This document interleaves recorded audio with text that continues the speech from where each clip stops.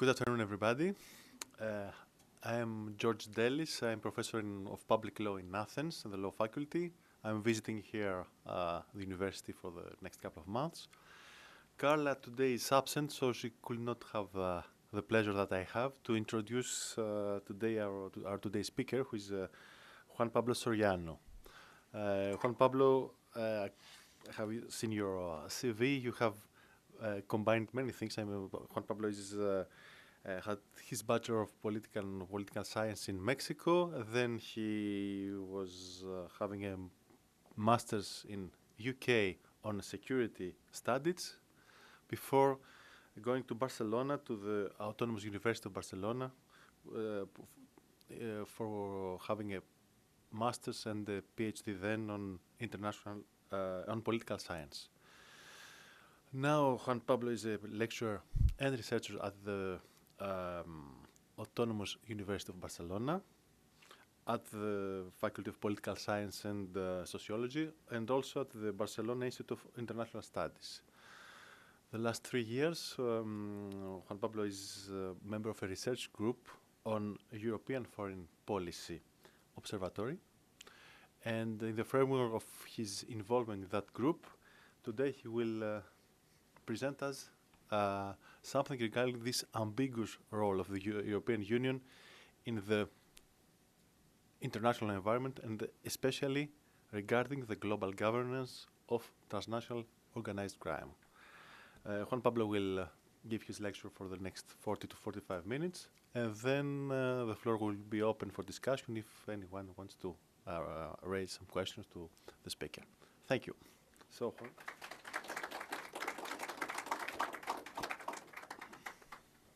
Well, thank you very much. Thank you all for coming here today. First of all, I want to thank Carla Mayet and Sana Kweiser for organizing this lecture and for receiving me as a visiting lecturer professor at the Center for European Studies of the University of Michigan. And thank you, George, for introducing today's talk. As George said before, I'm a professor in international relations, or lecturer in international relations, we could say, at the Autonomous University in Barcelona and in Spain. And I'm going to talk today about the ongoing research that I'm doing. I form part of a larger research group that is formed by academics and researchers from different universities in Europe. So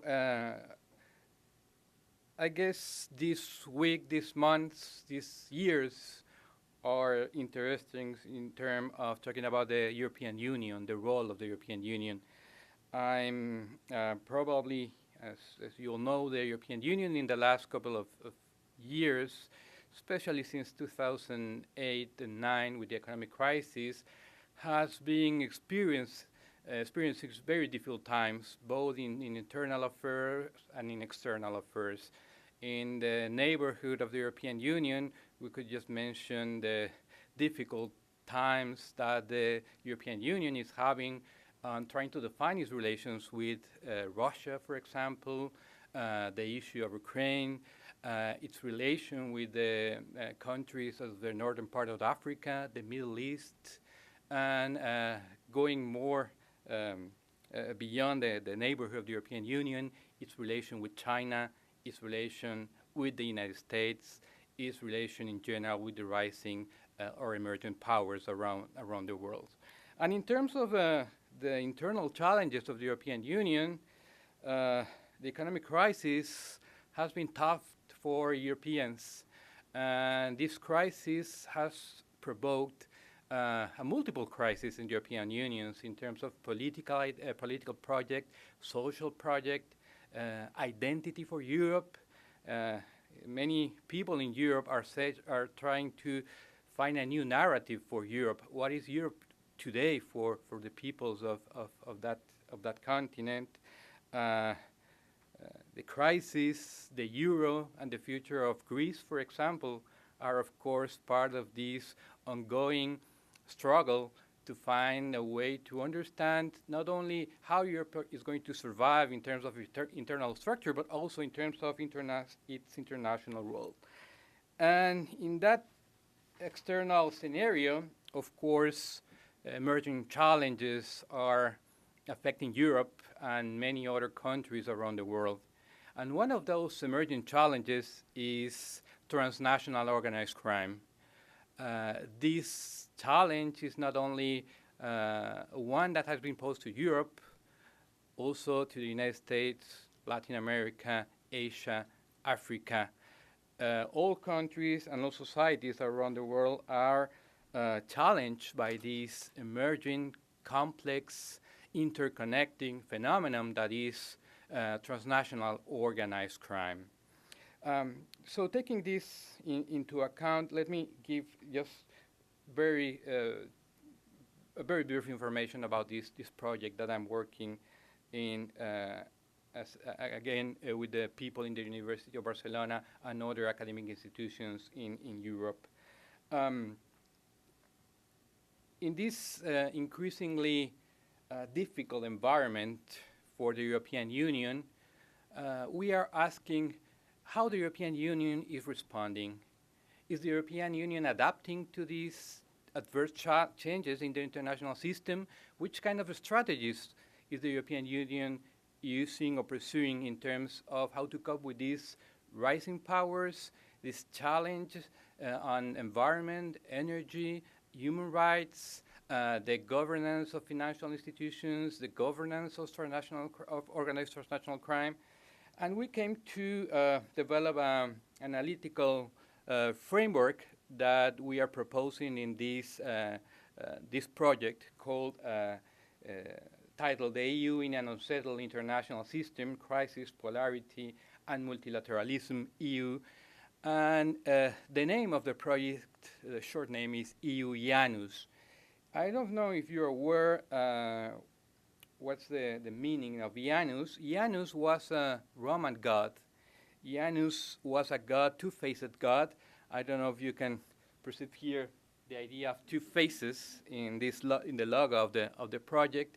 And this Roman god was a god that was the god of beginnings and endings, the god of the past and the present, the god of the gates and the doors. And that's where we are using this logo for our project, because we argue that in order to understand the future of Europe, we need to take into account its past, and always in this interconnected way. You cannot understand which is going to be the role of the European Union in these many settings and issues that I mentioned before, if you don't understand its past, where the European Union come from. So we devised some analytical framework in order to try to understand these changes in the international system. And we analyze power distribution, the institutional framework, and also the role of ideas and norms in world politics. Why is this so important for the European Union? As you may know, the European Union has not been characterized as a strong power in the international system in terms of its material power or its, you would argue, material capabilities in terms of military power, for example. But the European Union has been said to be a global power in terms of its capacity to impose regimes, or I wouldn't say impose, to share its own regimes, norms to other parts of the world in order to strengthen the governance in many areas. For some people, the European Union is an international actor that is increasingly capable to base its own power in the power of its norm. So taking this into account, we have devised very briefly an analytical framework. I'm not going to go very deeply into this, in which we find out, or we argue, that the European Union has been using two different strategies in order to respond to this environment that is increasingly not favorable for the European Union. One of the behaviors that we have find that the European Union is using is accommodation, that is giving some space to rising powers in international institutions, giving some space in order to let the other actors of the international system include their norms, their procedures, their interest in international institutions. And the other strategy that the European Union has been using in the last years, we call it entrenchment. The idea that in order to survive in the international system, that is increasingly adverse to the interests of the European Union, in some cases the European Union has been defending its norms, its interest, by not assuming a posture of accommodate others' interests, but defend its own interests in international institutions in order to face adversity, in order to face these norms that are increasingly being criticized by actors such as China, such as Russia, Iran, India, Brazil, South Africa, and many others.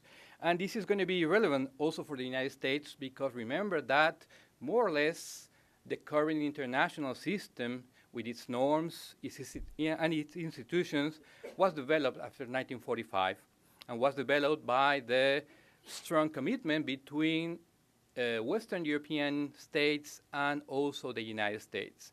And we are seeing that increasingly this order has been questioned by many of these rising powers. So we are seeing, I'm sure you have seen or hear this debate about how's going to be the future of the world. Are we going to be seeing a post-Western international system, a post-hegemonic international system in which there are going to be a lot of contestation between the norms that prevail in many issues of the international agenda. So that's for the project. If you're interested in this framework, you can check the webpage of our project. You will find some policy papers and further information on who's participating in this project. Very briefly, how the rest of this talk is going to be followed. I'm going to give some minutes to very briefly state some data and information on this international phenomenon that is the transnational organized crime. After that, some ideas and journal information on what has been happening in the recent years on the global efforts to find transnational organized crime. And after that, kind of the key evolution in that regime in order to understand the role of the European Union.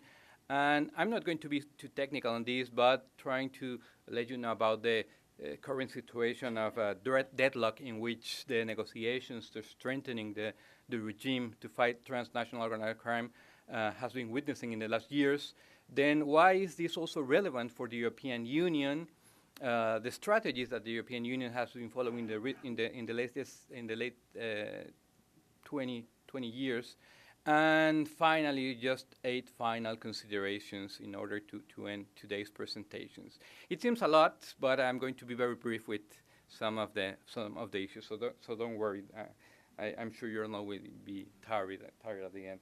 So very briefly, I'm sure that all of you are more or less aware that transnational organized crime or transnational crime is becoming a challenge for many societies. A challenge that has been qualified as one that is increasingly gaining momentum in terms of the interconnection, the process of globalization, and all what is related with this international phenomenon. Transnational organized crime is affecting global governance, political transformation, development, the defense and promotion of human rights in every part of the world.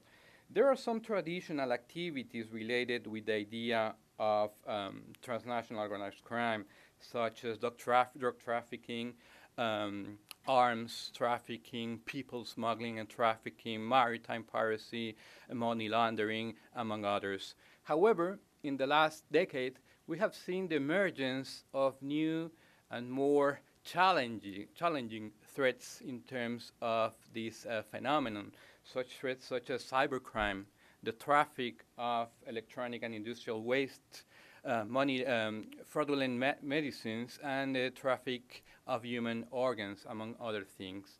So these traditional and emerging activities related with transnational crime are putting a lot of pressure on governments, international institutions, not governmental actors also, in order to try to find ways to cope and strengthen the fight against this phenomenon. Also, there's an increasing nexus between terror and crime. I'm sure many of you are familiar with names such as Boko Haram in Nigeria, names of non-state actors such as Al-Qaeda or ISIS. And these terrorist groups are increasingly getting their money and their ways to commit terrorist acts by increasing nexus with criminal organizations around the world. So there's an increasing challenge here also, how to cope with terrorism that increasingly is being financed by criminal activities. And also there's a challenge that we're not going to see development if we're not ready to strengthen our fight against organized crime. We are not going to see advances in fighting organized crime if we don't take into account that without development, there will always have societies and individuals that are ready to jump into criminal activities in order to solve their economic, social interests and aspirations. And for the foreseeable future, we are going to see that international activities related with crime are going to be challenging the international society. So, for the time being, these phenomena are going to be stay with us. We have.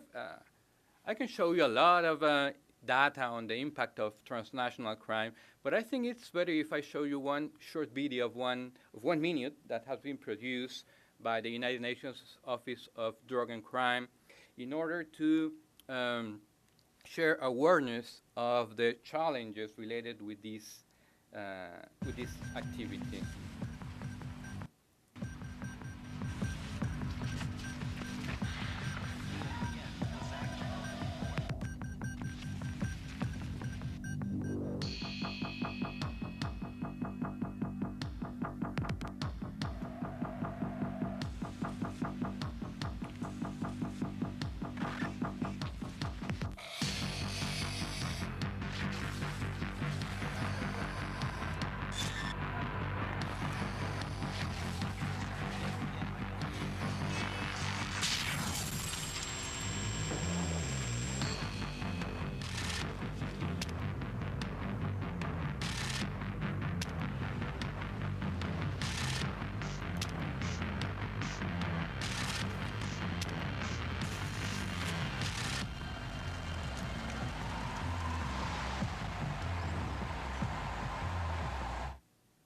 So criminal activities are challenging the power, the norms, and altering the relations in the international system.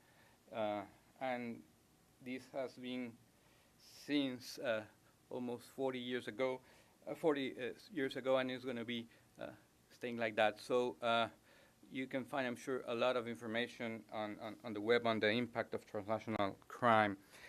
So what has been doing the international community in order to fight these activities?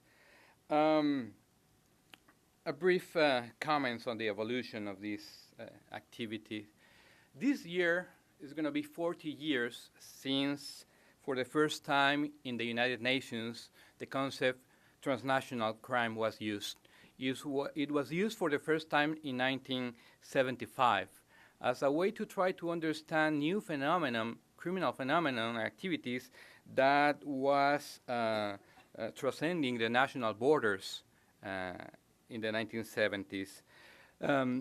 Through the 1980s and at the beginning of the 1990s, perceptions around the world started to change on the relevance on trying to find a way to combat these illicit activities that we now call organized crime.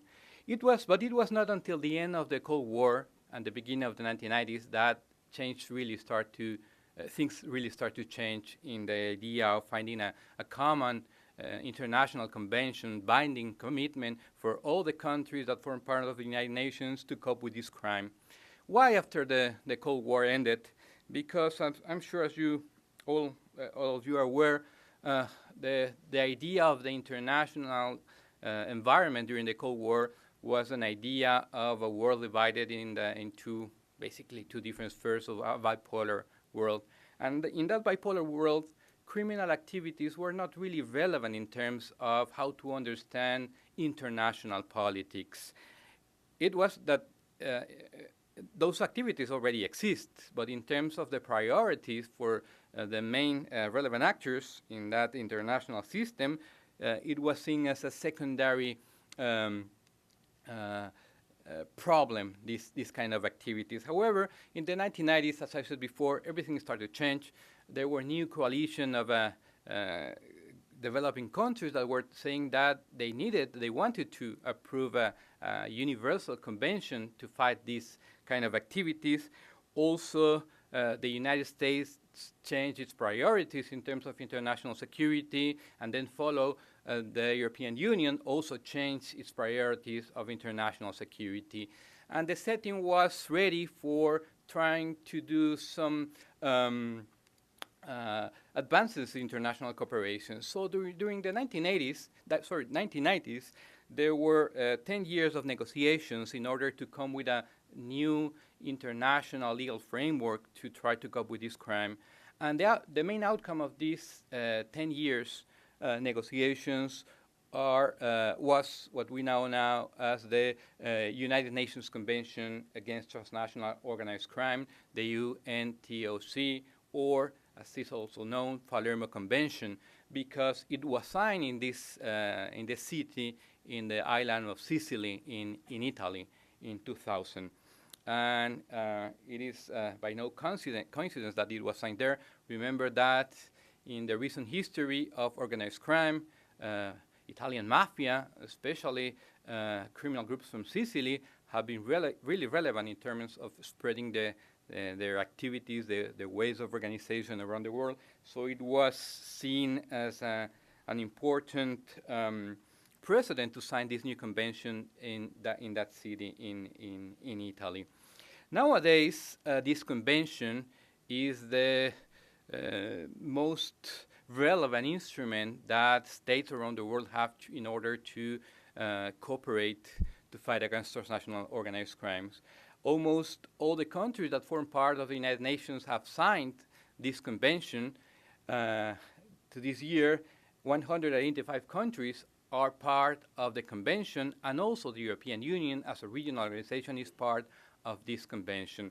This convention has 3 additional protocols in order to fight the smuggling of, the traffic of people, another one for the traffic of arms, and another one from the illegal traffic of weapons, so firearms. So this is the main international instrument that we have, all the countries of the world, in order to try to cope with this increasing difficult phenomenon.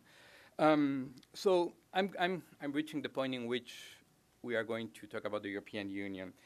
A couple of years ago, in 2008, some countries that are part of this convention start to promote the idea that in order to be effective, this convention needed to develop a review mechanism.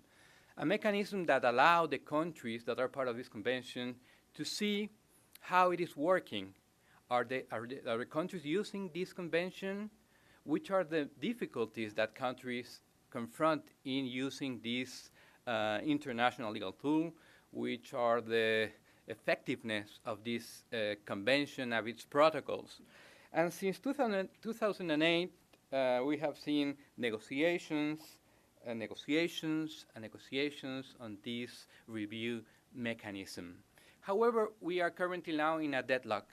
We have reached a point in which there are two key issues that are stopping the adoption of this review mechanism for trying to find out if the Palermo Convention is working or is not working. And these two key issues are related with the idea of who's going to pay for this mechanism and how transparent and inclusive is going to be this mechanism. And this seems too technical, maybe, but in reality is profoundly political, because who pays is a debate that has behind it a lot of discussion on who governs the international system, who are the most relevant actors in the United Nations. And behind this debate on who's paying, we have seen on one side countries such as the United States, the European Union, Japan, Australia, Canada, that are saying we don't have more money. We cannot give more money to the United Nations. So if this review mechanism is going to work, we cannot take the money from the regular budget of the United Nations. On the other side, we are seeing emerging and rising powers such as China, Brazil, India, Russia, that are saying we need further commitments in order to pay for this review mechanism. And here we have a different a deadlock in terms of who governs international institutions. And why the other issue is also political, the way of how transparent is the review mechanism and how to include or not include the civil society in the review mechanism. Here, we don't see clearly a division between what we can call the global south and the global north, as in the discussion on who pays for the review mechanism. Here, we see a debate between countries that want a more transparent international institution environment and countries that don't like the participation of ONGs or civil society. And here we have also a strong debate between, for example, countries such as China, Russia, India, Iran, Pakistan, that are stopping all the initiatives in order to make possible for this review mechanism to incorporate the views of civil society. On the other hand, we see a much broader and complex alliance between not only what we call the global north, that is the United States, the European Union, Canada, Australia, and maybe even Japan, but also some countries from Africa, Latin America, and Asia that are more inclined to allow the participation of civil society. And here we also see how the norms of how we govern not only transnational crime, but environmental issues, energy issues all around the world have been challenged in recent times. Because not for all, but for some of the emerging countries, the idea of transparency, the idea of civil society participation in international institutions is not welcome. For some rising powers, they see this participation as challenge to their sovereignty, to the right to control all what is happening inside the countries. They are seeing these attempts of many countries around the world to strengthen the power and transparency of international institutions as a way to control the international system in a more or less Western form or Western order view of world politics. So why is if these debates are relevant for the European Union? We can say at least six issues related with those debates are important for the European Union and for its place in world politics. The first one is related with norms and institutions. During the 1990s and in the last years, the European Union has been a really active player in terms of first developing and then strengthening these regulations, regimes, norms to fight transnational and organized crime, especially the Palermo Convention. We can say that in many ways is a product of European internal or regional law on how the Europeans are confronting transnational organized crime. So for them, the outcome of this process of negotiation, of the review mechanism, is important because they have helped to develop and they are defending these international norms and institutions.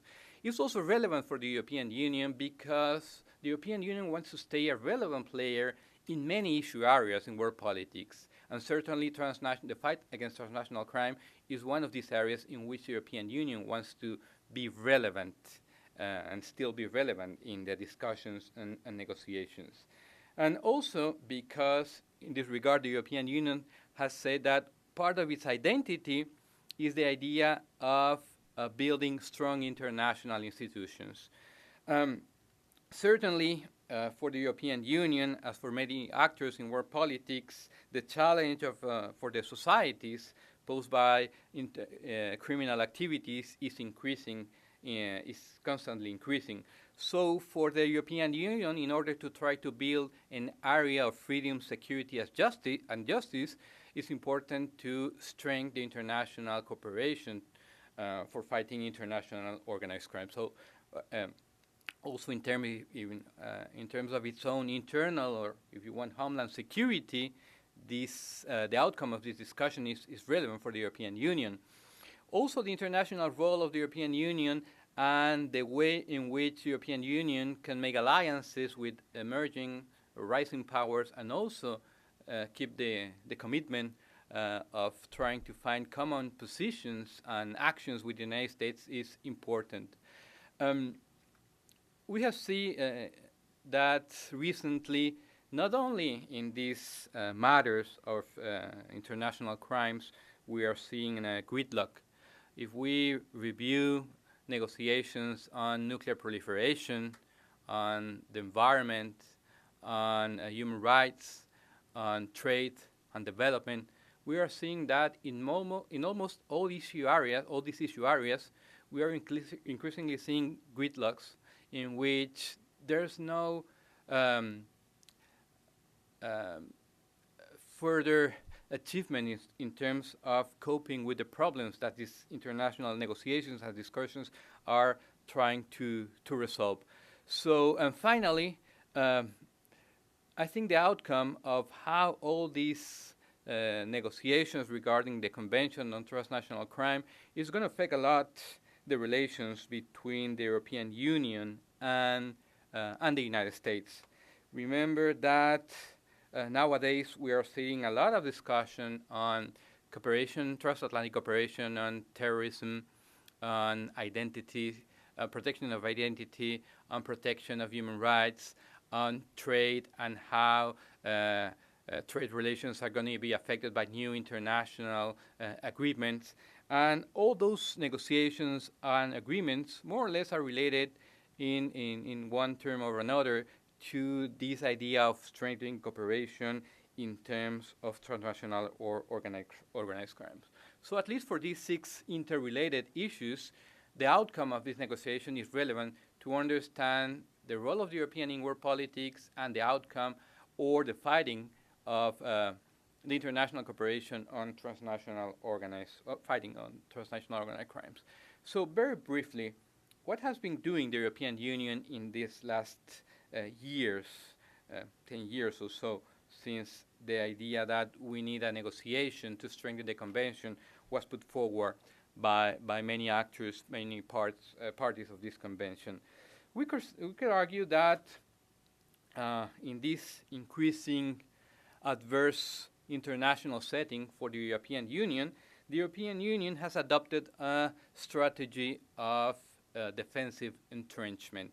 That is, the European Union is not willing to accommodate the interest of these rising powers, such as Russia, China, Iran, India, among others, in terms of giving away the relevance and importance of the participation of civil society in this review mechanism.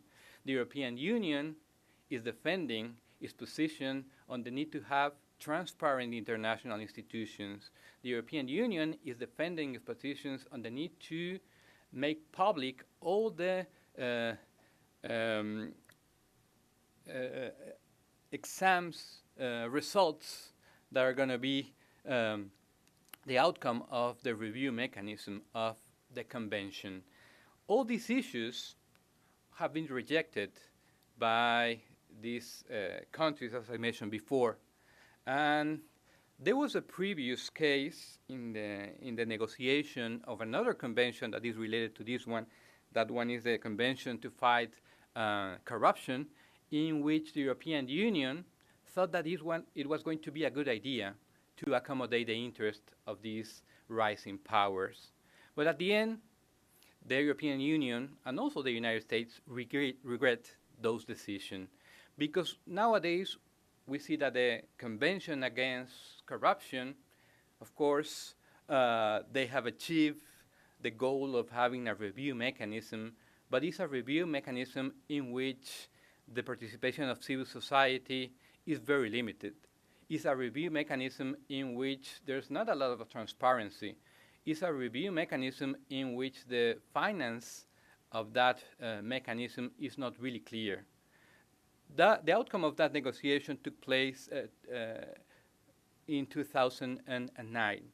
And the European Union doesn't want to repeat the mistakes it made in those negotiations. So nowadays, it has adopted a defensive entrenchment strategy. That is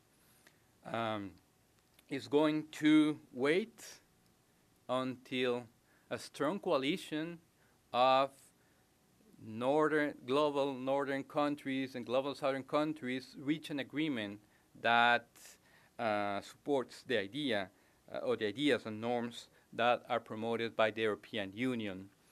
Last year, in October 2014, there was an important meeting that was the meeting of the parties of this convention of transnational organized crime, in which an agreement was not reached.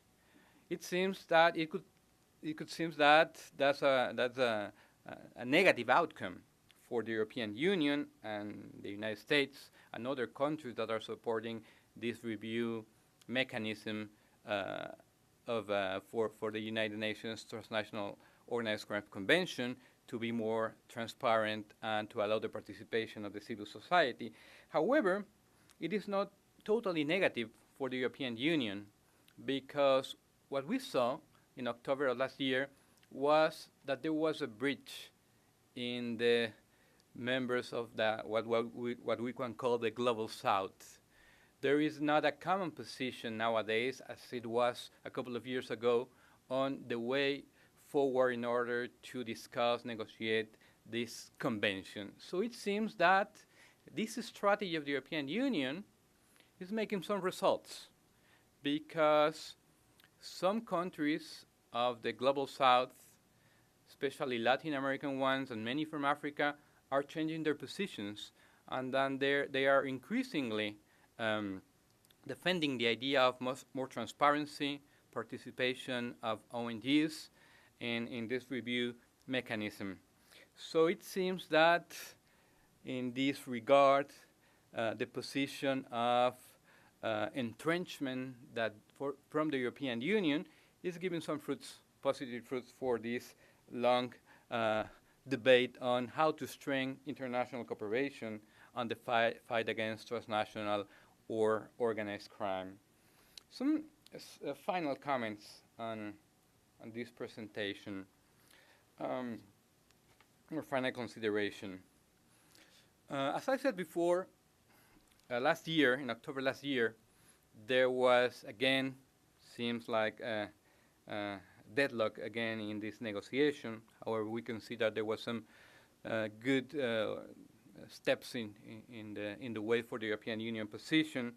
However, the agreement reached last October was that the countries, parties of this convention, will need to wait until 2016 in order to see if an agreement is reached. 2016 is not that far away. It's 1 year and a half of negotiations. It's 1 year and a half in which these negotiations are going to be affected by what is happening all around the world in terms of negotiations of non-proliferation, on the environment, on corruption, on human rights. So there's not a lot of time between these countries can reach an agreement before 2016. Which are the options in case in 2 years, again, we don't see an agreement on how to put forward this review mechanism in order to strengthen this Palermo Convention? The outcome may be that this idea of a universal convention shared by all the countries of the world in order to cooperate against transnational crime was not going to be the future. And we are going to see that countries will cooperate in a bilateral manner or a regional approach to transnational organized crime. Is that necessarily bad? Well, it depends a lot. It depends if those regional cooperation agreements or bilateral cooperation agreements are effective or not in the fighting of transnational organized crimes. However, for the European Union, that outcome will not be good, because for the idea of Europe being a strong supporter of effective multilateralism, especially the United Nations, having an universal convention against transnational crime has been always an important issue, part of its identity. So we are going to see that increasingly there's going to be a test for the European Union in terms of its, what some observers have said, regulatory authority of the European Union in many issues, but especially in transnational crime, of its soft power in terms of spreading its norms and supporting institutions around the world. Of course, the deadlock that we are seeing now is related with these debates between the global north and the global south in many different issue areas, but it's more than that, because we are seeing increasingly that the global south is the alliance between the members of the global south, and especially between the members of the so-called BRIC countries, is not that strong. We are seeing that increasingly rising powers and many emerging actors in the world are not sharing the same views on what is global governance, how to strengthen international cooperation. So we are seeing this transition between a pure interpretation of world politics, in which we will see the global north versus the global south, to a more complex distribution of powers, of identities and norms in international affairs. Again, as I said before, these negotiations are going to be a test also for the strength of the transatlantic relations. The transatlantic relation, that is the relation between the United States and the European Union. Are these two international actors going to be strong enough in order to defend the norms, the institutions they have created since 1945? Or emerging actors are going to be developing new institutions in order to promote, defend their international interests and objectives, as we have seen recently by China, by promoting this new international investment bank that is challenging at least the order that was supposed to be represented by the International Monetary Fund and the World Bank. We're going to see this is going to be a test also for the strength of the transatlantic alliance and their view of world politics. And also all these debates are going to be a test for all of us in terms of, or at least the ones that want a world in which civil society strongly and effectively participate in international institutions, in designing the norms that are going to govern many issues, area issues around the world, and the ones that are promoting the need for more transparency in international institutions. The high risk, if this permanent situation of deadlock continues in terms of the cooperation against transnational organized crime, is that the foreseeable, for the foreseeable future, criminal organizations are going to use all the opportunities they found in order to strengthen their abilities to get profit on many legal and illegal issues around the world, being related to trade, to human rights, to the movement of people, of arms, and many other issues around the world. So emerging criminal activities will continue with us, notwithstanding if we have a deadlock or not in this kind of negotiations. But certainly, if we don't agree on how to strengthen international cooperation, there will be more room for criminal enterprises to strengthen and to be more influential in world politics. And by saying that, I'm finishing this intervention, and thank you very much. And I'm sorry if sometimes my pronunciation was not really good, but thank you again. And I'm more than happy to hear your opinions, your questions, your experiences on these and related issues. Okay.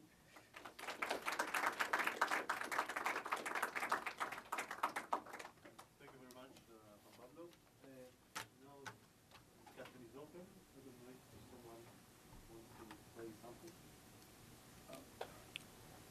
Well, I see several issues, but one of them is a matter of comparative law.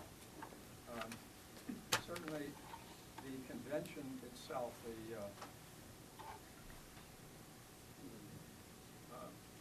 doesn't try to legislate what will be crime and what will not be crime, presumably.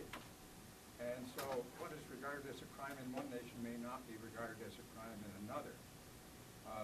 For example, computer hacking is something that I don't believe you mentioned, although it may have fallen into one of the categories that you were talking about. Money laundering is a variegated crime in different cultures. And the difference between arms sales and arms trafficking also is an issue. Some people make a lot of money out of it. Others, as second handlers, do. So it seems to me that when nations are the actors, rather than organized crime that is what you might call civilian, I guess, that raises another issue. Could you respond to just some of these? Yes, thank you very much. There's a lot of things to be said, and of course there's, as you said before, there's an issue on comparative law.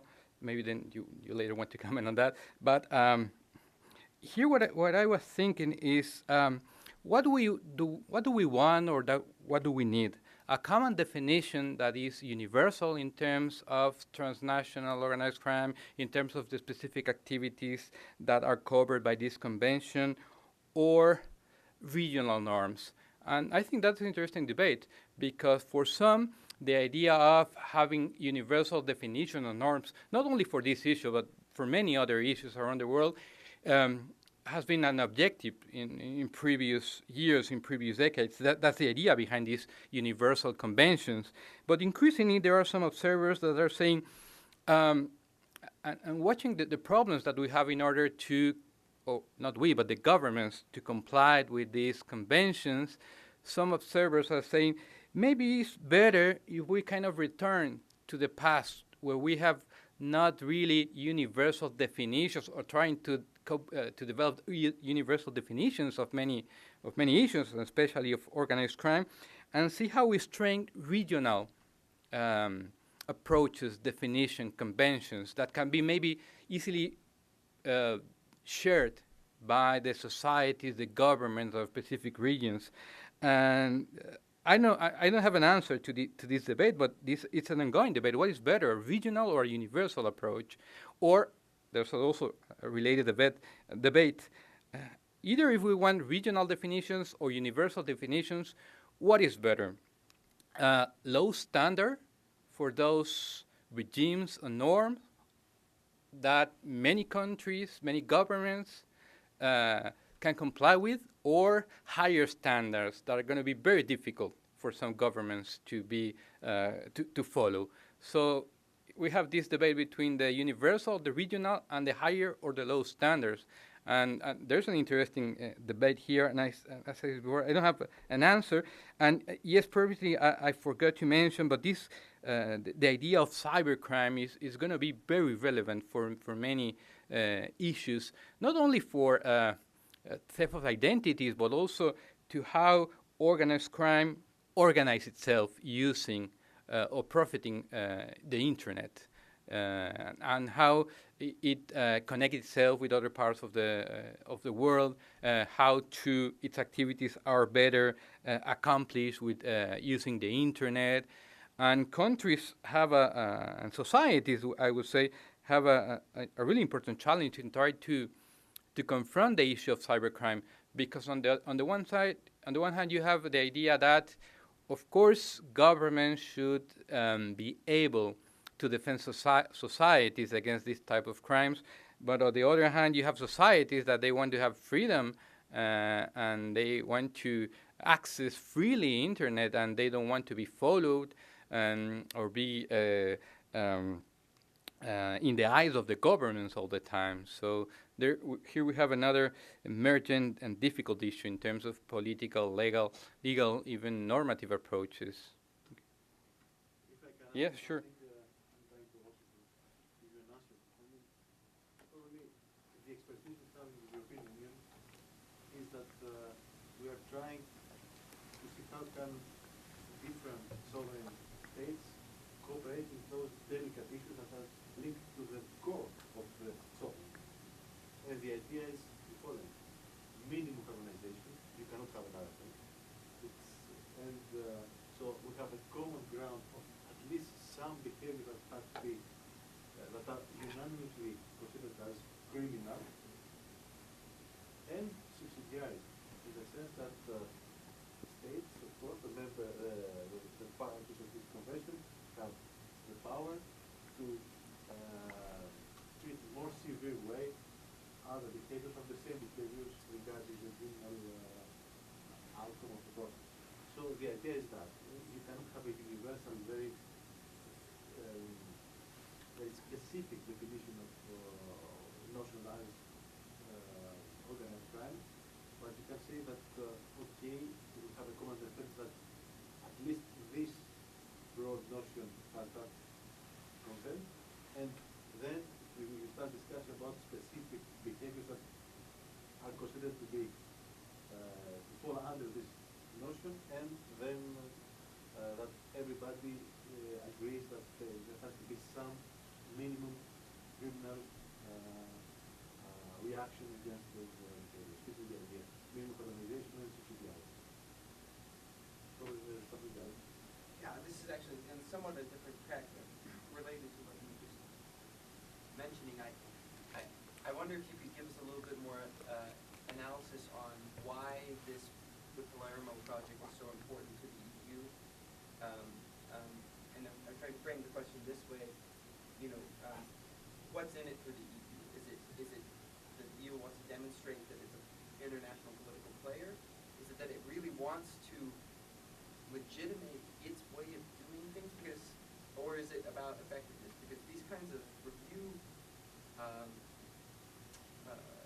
Mechanisms? treaty review mechanisms don't always have that much effect. I mean, the Human Rights Committee is always fighting over whether they're effective or not. There are various other variations on that. The EU itself struggles with in figuring out that right balance between subsidiarity and normative. It struggles internally as well. So if it's about achieving an effect, maybe it's trying to cut its losses. If it's about asserting that it has political capital, the EU brought this up and we got it through I don't know if certain neighbors, Russia, are going to play along anyway at this point. So I was wondering if you could kind of evaluate the question a little bit more directly. What do you see is in it for the EU, given that this is a complex thing and mechanisms may or may not work anyway? What constitutes a victory? Well, I think for the European Union, it's all the things you mentioned are in for the European Union, because in the 1990s, when this convention was being negotiated, the main or the shared norm of what is transnational crime wasn't not proposed by the European Union. It emerged from the internal discussions on the European Union. It was proposed to the United Nations, and then all the parties in or the future parties in the convention agree on that universal common understanding of what is transnational organized crime. So I would say that as part of a legacy or international legacy of the normative governance of world politics, this is important for the European Union because it has put a lot of effort on this convention, and it has defended it since it came into force in 2003. And also, as I mentioned before, and you also mentioned now, there's kind of a different approach to this discussion, and it's related to how the European Union sees itself in world politics and international scene. Because I would argue that we cannot, or we need to relate these discussions here in the convention, Palermo Convention against organized crime. We need to relate that with the discussions also with the conventions on climate change, with the convention on human rights, corruption. And I would argue that we have international settings in which we are playing in different arenas, but they are all interconnected. And therefore, for the European Union, being perceived as weak in the international system is related to be losing positions in these different international arenas. And I would argue also that in terms of we see the international system as different arenas in which global politics are being played, for the European Union it's important to defend or at least try to be supportive of its own view of world politics in many issue areas. That's what I was mentioned before the Convention on Corruption, because clearly the failure or the perceived failure from the point of view of the European Union on that convention on the review mechanism was a lesson that at least the European Union seems to have been learned in terms of defending its interest in world politics. And nowadays it says we're not going to make the same mistake. We are not going to accommodate to the interests of China and Russia, especially, and maybe India and Pakistan a little. We're going to defend our view of world politics, because that way we are defending, we are going to defend those issues in these conventions, because through that we are defending our position in world politics. And also, finally, because also it's in the interest of the European Union that international cooperation against transnational crime works, because there's a lot of challenges. In terms of you want to see it in its own interest for the European Union, they want more cooperation and effective cooperation. If I may add something, the answer to your question, of course, is all of this, and it was very brilliant what Pablo did by combining this issue with environmental issues. I think for your opinion, the most important is to gain legitimacy, internal legitimacy, not external legitimacy. Internal, in the sense that the European Union is a dynamic process to persuade member states and national societies that it's better to create something in common than to continue in our nation states. So it cannot have democratic legitimacy, because all the approach of the European Union cannot give you full democratic legitimacy as in a federal system as we have here in the United States. So you need something else to persuade people that it's a good thing being called together and conceding sovereignty to this system that is the European Union. For many years, core issue was environmental protection. It was the first non-economic policy that was granted to the European Union institutions by the states. Why is that? Because it is, of course, easier and more effective to protect environment in a multinational scale than in a national scale, because pollution has not any border. So, and I think that, I don't know, if, in Spain and in Greece we felt that European institutions protected in a better way the environment than our national authorities. So this is a way to gain legitimacy, not through a democratic process, by the merit, if you want. Efficiency and effectiveness and legitimacy. So this is why also that the European Union needs to show that they are a very successful player in international level regarding environmental protection. And this is why Kyoto deadlock now is a bad thing for European Union. So, in the last decade, the core, after 9/11, the core, one important value for national society is internal safety, terrorism, organized crime. So, and since those activities have a transnational dynamic at this point, if the European Union can, on the basis of subsidiarity, show that it's more efficient and effective to deal with those issues on a European level and as an international player, then it gains legitimacy. So I think this is why European Union would like all those processes on the international level to achieve, to be successful. I'm not sure. Personally, I'm more or less pessimistic of the outcome, because I think we have gone during this period of optimism that was late 90s, beginning of the last decade, we have made some step forward, but at this point I think we are there's no consensus on going further, creating a global institutional system as the European system is today. Probably because the US or other states think that it's like deciding to play a game in the institutional international game in which the European Union has more skills than others, because we are more adapted to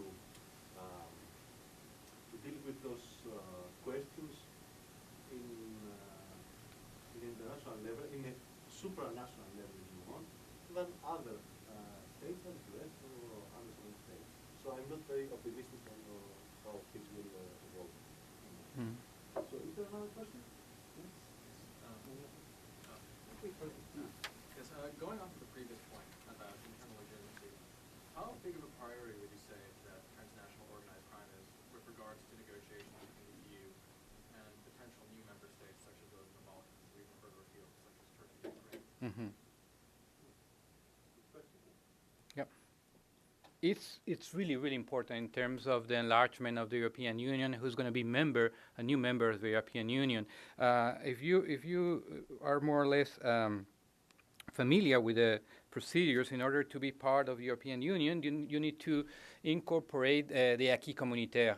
All the laws, agreements, treaties that have been previously signed by the European Union must be incorporated in national law of the countries that want to be part of the European Union.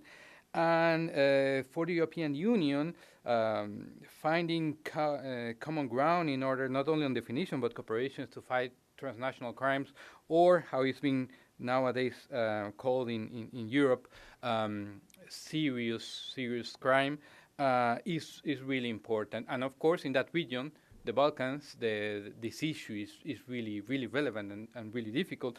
That's why the European Union is giving a lot of relevance to how to cooperate and strengthen the judicial system in those countries, policing in those countries, the strengthening the borders of those countries. So it's a really relevant, important issue on the negotiations between Balkan states and the European Union for further integration in the EU.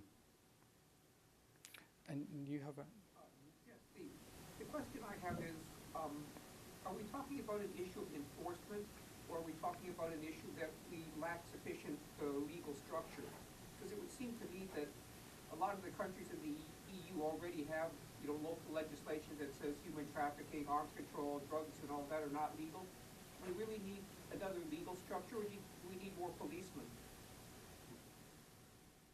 That's a really good and relevant question. I guess related to the convention, the fact is that we don't really have any data to see or to argue if it's working or not, because the countries have not decided on which way to evaluate the convention. So we don't know if it's working or not. We could argue that some countries are saying, yes, we are using it a lot. Some countries are saying we have been having troubles using these conventions, but we really don't know. And I'm not arguing that in the event that this review mechanism is finally put into place, everything's going to work with the convention. Probably not. But I think that without having this mechanism, we're not going to know anything about if it's working. We need to change it. We need to review how it works, how it's operated, implemented. And more than enforcement, I think here behind all the discussion, there's a political fight between different ways to understand the United Nations, the future world order, which kind of norms are going to prevail in that order. And of course, because I said a lot that Russia, China, they don't want transparency, they don't want participation of civil society and so forth. But the fact is that countries such as Russia and China are also being strongly affected by transnational crime. And they really want, well, some parts of the society, they want to increase cooperation, but in their own terms. Cooperation that is not seen by their norms of the institution as violating its sovereignty, as being affecting its internal affairs. So they want cooperation in their own terms, not in the terms that they see, that they think are imposed by Western countries. What you say is to the point. I mean, what you need this conversion to be successful in order to make Interpol more effective, because at the end of the day, what you need is a more effective practical cooperation regarding the enforcement. And within the European Union, Europol, which is one of the institutional branch of this discussion, is quite successful. And maybe if you are interested in that issue, a good thing would be just to Google Europol and you see how important is its activities on a day-to-day basis at national level. So probably what the European Union would like is to see through that convention increasing the role of Interpol and facilitating the cooperation, the effectiveness of structures like Interpol in the global environment. This is the idea. So, if there are no other questions, I think it's time yes. to thank Juan Pablo. Well, thank you very much again for coming here, for having me here. Thank you.